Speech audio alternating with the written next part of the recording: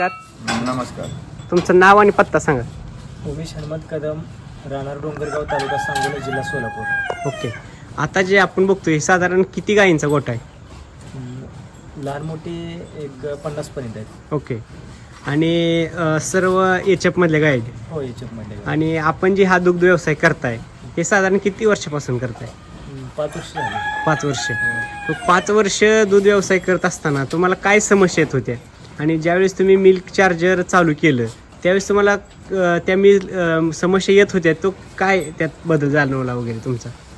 Milk charger करायच्या अगोदर गाय आजारी पडायच्या, वारंवार थोडंसं म्हणजे तक्रारी असायच्या. मिल्क चार्जर चालू केल्यापासून समस्या थोड्याशा कमी दिसायला लागल्या. कारण कोणताही आजार असेल तरी सहजसहजी बळी पडत नाहीत. ओके. म्हणजे मिल्क चार्जर पासून जनावरांची तेज राहते, चकाकी राहते आणि कोणत्याही म्हणजे रोगाचा विषय शक्यतो करून येतच नाही. म्हणजे रोग कमी झाला, आजार कमी झाले, आजारांचं प्रमाण कमी राहतं. मग आता ज्यावेळेस तुमचं दूध जे आहे हो, ती मिल्क चार्जर चालू करायच्या आधी किती निघायचं? मिल्क चार्जरच्या अगोदर 90 लिटरपर्यंत सरासरी असायचं. हा. मिल्क चार्जर चालू केल्यापासून 10 ते 15 लिटरची वाढ झाली. 10 ते 15 लिटरची वाढ झाली. तर मला सांगा, साधारण तुमचा जो खर्च आहे, पहिला तुम्ही मिनरल मिक्सचरला करायचा, हो, बरोबर, आता तुम्ही मिल्क चार्जरला करताय, हो. तर तुमचा खर्च किती वाढला आणि तुमचा फायदा किती झाला? खर्चाचा विषय केला तर खर्च एवढं काही सहजसहजी कमी झाला. तसं म्हणजे आजारी पडल्यानंतर डॉक्टरांचा खर्च, इतर खर्च, दूध कमी, हा जर विषय धरला तर मिल्क चार्जरचा एवढं का म्हणजे नुकसान होत नाही. ओके. मी खर्च वाढला का म्हटलो तर काही शेतकरी म्हणतात महाग आहे. मग मिनरल मिक्सचरचा आणि ह्याचा जर तफावत काढली तर शेतकऱ्याला पेक्षा थोडंसं महाग वाटतंय. हा. पण ज्या वेळेला प्रत्यक्षात अनुभव येईल त्यावेळेला वाटतं हे स्वस्त आहे. स्वस्त आहे. हा. म्हणजे स्वस्त कशा अंगाने तुम्ही म्हणताय? कारण हिचं वापर चालू केल्यापासून जनावरांच्या अंगावरती गोचडी येत नाहीत. त्यानंतर जनावरांचं शेण घट्ट येतंय, पचनक्रिया सुधारते, फॅट वाढते, एसनेप वाढते. म्हणजे बऱ्यापैकी जे समस्या आहेत जनावरांच्या त्या क्लिअर तक्रारी निघून जाते. ओके. आता बऱ्याच गायींना असं अंगावरती केस उभारतात. हो, तर तुमच्या गायींना बऱ्याच बघितलं तर मी अशा चोपड्या चकचकीत झालेत. हो. तर त्या गायीत पहिल्यापासून तशा होत्या का आता झालेत? नाही, आता म्हणजे मिल्क चार्जर चालू केल्यापासून बऱ्यापैकी फरक जाणवतोय. ओके. तर गायीमध्ये धावणे जे एक प्रकार असतो किंवा आता लंपीचा प्रकार आहे, तर त्याचा अनुभव काय वाटतो मला? लंपी वगैरे काय तसं म्हणजे आम्हाला काय अनुभवलंच नाही. सुरुवातीला 1-2 वर्षापूर्वी आलता, पण या 6 महिन्यामध्ये मिल्क चार्जर पासून तर काय तक्रार तसली की आपल्याला जाणवलीच नाही. आता एवढ्या मोठ्या गोट्यामध्ये किंवा जर आता आपण बघतोय ही मुक्त गोठा असतो, ह्याच्यामध्ये खूप काय असं शेण ही पडलेलं असतं, तर दगडी मस्टडीचा प्रॉब्लेम जास्त असतो. तर काय वाटतं पहिला तुम्हाला मस्टॅटिस आणि ह्या 4-6 महिन्यातला मस्टॅटिसचा बद्दल? प्रमाण कमी आले. हा. कमी प्रमाण. दूध गळणे असेल वगैरे ह्याचा काय अनुभव आहे?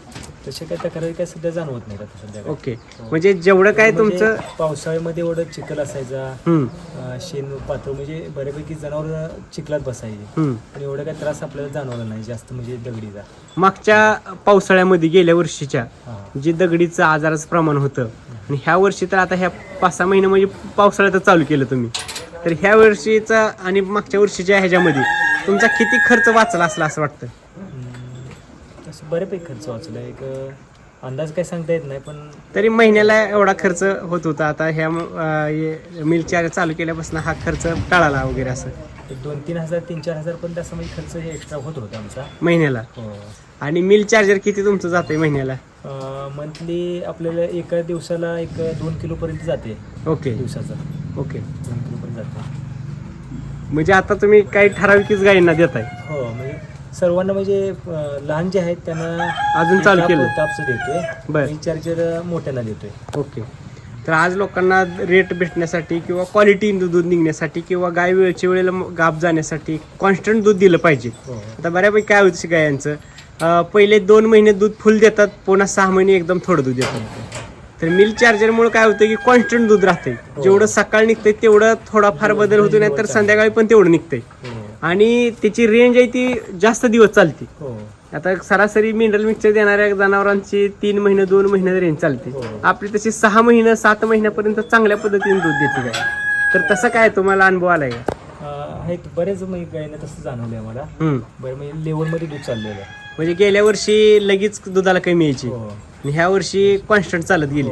लेवल चाललेलं आहे. ओके, तुम्हाला काय वाटतं जर गाय लेवलनं दूध चालली तर किती दूध व्यवसायामध्ये आपल्याला फायदा वाटतोय?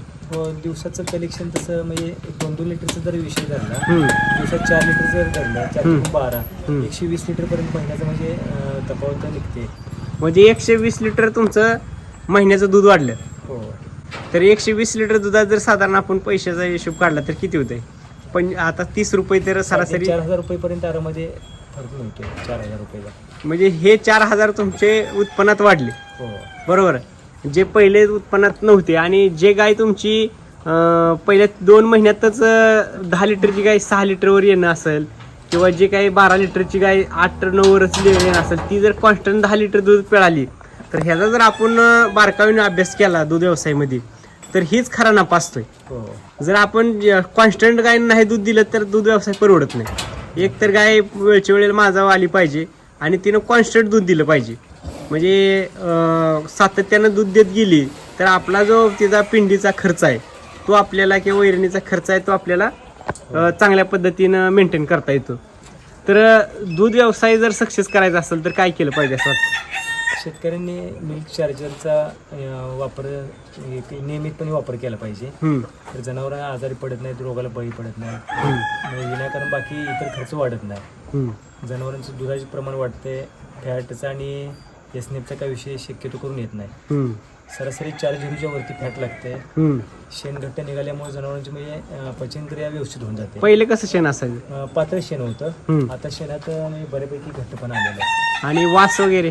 वास कमी झालेला आहे.